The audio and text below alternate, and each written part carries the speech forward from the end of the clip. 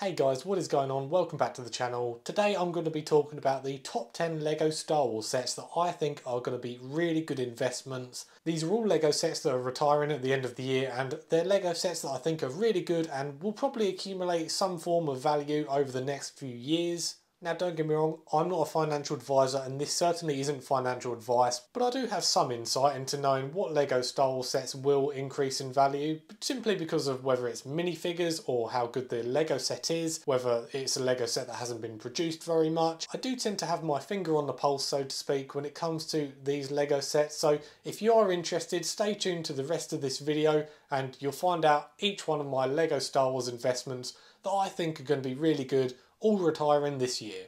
Starting us off in at 10th place, we have set 75300, and that is the Imperial TIE Fighter. Now this LEGO set retails for £40 in the UK and $45 in euros respectively, and I think it's a really good set. I haven't actually bought one for my personal collection, but I have got a few when it comes to investing. This is actually a LEGO set that hasn't always been heavily discounted like maybe a lot of other LEGO sets have been this year, which does kind of tell me that this LEGO set has sold quite well. I think it's in quite a nice price range. I think it's a really nice size and scale, and this TIE Fighter is in the exact same kind of size and scale when it comes to the TIE Bomber and TIE Advanced set, meaning it's going to look really good if you have all three of those on display next to one another, and I do think that will play a big factor when it comes to this LEGO set retiring. Moving on to 9th place, we have set 75334, and that is Obi-Wan Kenobi versus Darth Vader. And this LEGO set retails for £45 in the UK, $50 in the US and €50 in Europe. And while I wouldn't say this is the best LEGO set for the actual build, I think the build is really poor.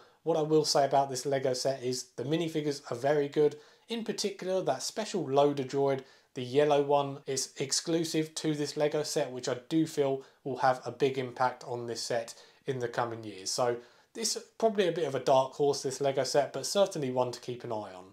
Moving on to 8th place, we have set 75309, and that is the UCS Republic gunship. And this LEGO set retails for £345 in the UK and $400 and €400 in US and Europe respectively. And while by no means I think this is a very good UCS LEGO set, I think it's probably one of the worst LEGO Star Wars UCS sets, in my opinion. I know a lot of other people don't feel like that, but in my opinion it's one of the worst ones. But I still think the fact that it's a Republic gunships sell very well. They're probably one of the more recognisable ships in all of Star Wars. And also it's got quite a high price threshold, so not many people will have been hoarding this LEGO set compared to other sets on this list. And so this could be one to keep an eye out for. Moving on to 7th place, we have set 75336, and that is the Inquisitor Transport Scythe. And this LEGO set retails for £90 in the UK, $100 in the US and €100 in Europe. And I think the look of this ship is really good. I think it looks really menacing, just like it did in the Obi-Wan Kenobi series. And while I wasn't the biggest fan of that series, I do feel like they've done a lot of justice to that ship with this LEGO set. Also, the minifigures, they're really good. I do believe each one of those minifigures, all four of them, are actually exclusive to this LEGO set, which is going to play a really big part in how well this LEGO set does and performs over the next few years. I think the Grand Inquisitor minifigure, absolutely fantastic, I really like it. You've also got the Reaver minifigure and the Fifth Brother minifigure, which I do think will actually perform quite well. They will help this LEGO set retain a lot of value over the next few years, but it's a little bit of a hit or miss one, I do believe. This one, it could go either very well or probably very poorly. My guess is probably to very well, but we'll just have to see how it goes. Moving on to 6th place now, we have set 75338, and that is Ambush on Ferrix. And this LEGO set retails for £70 in the UK, $70 in the US and €80 in Europe. Now this is a really weird one for me. I absolutely hate this LEGO set. I think it's a really poorly priced LEGO set. Should easily be £20 or $20 cheaper than the price tag. I just don't think it's a very good set. It only comes with 3 minifigures, so why on earth is this set on this list, you may ask? Well, it's the fact that the Andor series has done really well. It's probably the best Disney show that has been produced for the Star Wars part of Disney, and it's got a really big following, I would say. Also, the minifigures that are in this LEGO set, all 3 of them are exclusive, and the Andor minifigure I could probably see accumulating quite a lot of value in a few years or so, and this LEGO set very unlikely that it's been hoarded by a lot of LEGO investors. So for that reason, I do think that this could actually be a real dark horse when it comes to LEGO investing, and I could easily see it doing really well in the future. Moving on to 5th place, we have set 75292, and that is the Razor Crest. Priced at £120 in the UK, $140 in the US, and €140 in Europe. Now, I will say this LEGO set does have a few negatives going against it, which is unfortunate. The first of which is the fact that it's been out for a few years now. It's been out since 2020, so that's some time for a LEGO Star Wars set. You're looking about just over 3 years, which isn't great. And also the minifigures that are in this set, none of them are exclusive to this LEGO set, which is really unfortunate. It's almost quite rare for that to happen, to be honest, especially for a LEGO set of this price range. So yeah, that's 2 big negatives. But I put this LEGO set on the list because the Razor Crest is quite a famous ship in the Mandalorian universe. I feel like fans of the Mandalorian series will definitely prefer this Razor Crest to the new N1 Starfighter. I think that one looks really tacky. I always preferred the Razor Crest, and it's a really good set, other than the minifigures, unfortunately, none of them being exclusive. The actual set itself is brilliant. It's a really good play scale set. Your kids or yourself will have a lot of fun playing with it, and it looks really good on display. It's a really substantial build, so that's got a few good things going for it, so I thought I would include that LEGO set on this list. Moving on to 4th place, we have set 40658, and that's the Millennium Falcon Holiday Diorama set. Now this is another really odd investment, simply because I just have no idea which way this is going to go. This is another LEGO set which could do unbelievably well or perform really poorly. Why I feel like it could perform poorly is the fact that it's part of the kind of sequel era, which not many LEGO Star Wars fans like that era. It's easily the worst era out of all of them in my opinion. I prefer the original and prequel eras, and I feel like that could be a real negative for this LEGO set, the fact that it's got Rey, Finn, BB-8, characters that, let's be honest, not many people like compared to the older characters. But why this LEGO set could do really well is the fact that it was only released in October of this year.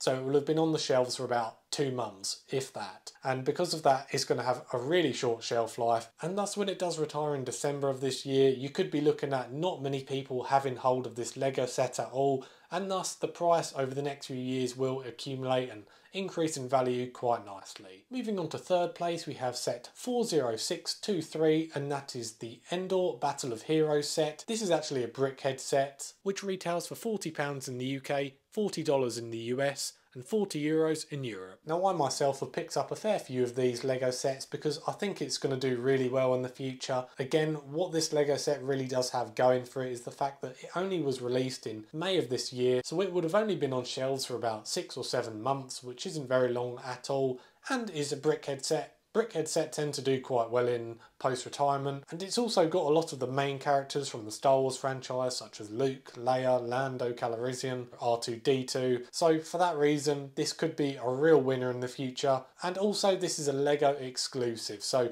you've got quite a lot of good things going for this set, so I'll be really interested to see how this one performs.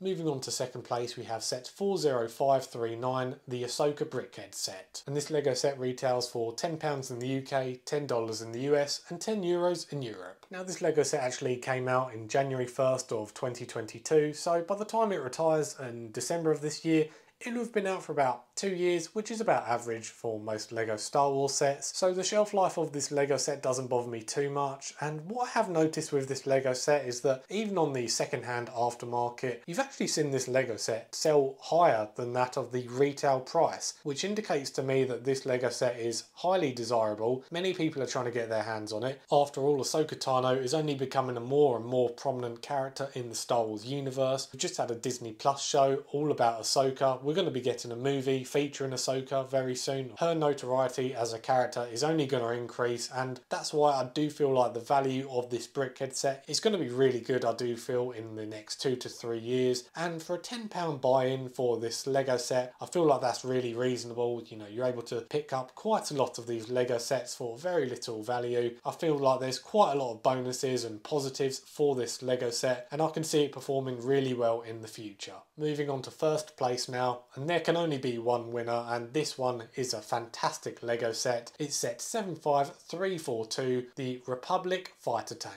And this Lego set retails for £40 in the UK, $40 in the US, and €45 in Europe. And this Lego set was actually released in April of 2022, so again, not the longest of shelf lives, but also not the shortest. Been out for about over a year and a half, so that's not too bad. The Lego set itself is nothing special. I don't actually like the build of the fighter tank too much compared to other previous iterations of the Republic fighter tank. But what is going to make this Republic fighter tank set sell so well in the future is the minifigures, most of which are exclusive to this Lego set. You've got the Mace Windu minifigure. It even features arm printing, which is fantastic. You've also got the 3 clone troopers, 2 of which are regular clone troopers, 1 of which is a airborne trooper. The purple goes really well, obviously, as Mace Windu has the purple lightsaber, and I feel like for the price point you're able to pick up quite a lot. It's a good way to army build these clone troopers, the 187th Legion. It also comes with 2 battle droids, which is also going to help boost the price just that little bit. So yeah, it's got an awful lot going for it. Clone minifigures, they tend to hold on to their value. I mean, these clone troopers already sell for about $10 each, so $30 worth of value just in those 3 minifigures for this set. So I wouldn't say it's an absolute sure win, but it's looking really good. This Lego set also sells for above retail price on the aftermarket. I mean, if you check out eBay, I've seen them go for as high as £50 in the UK. £10 above retail value, that's pretty insane for a Lego set that's still out and available in stores. Myself, I've invested quite a lot into this Lego set. I feel like it's easily the best investment one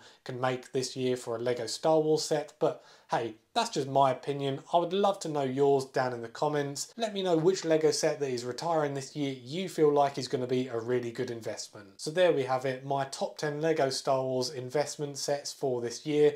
Let me know if you've enjoyed this video. I appreciate the feedback, and if you can do me a huge favour, hit that like and subscribe button, as it really helps the channel out and I'd appreciate it so much. Anyway guys, thanks for watching the video, and I'll see you on the next one.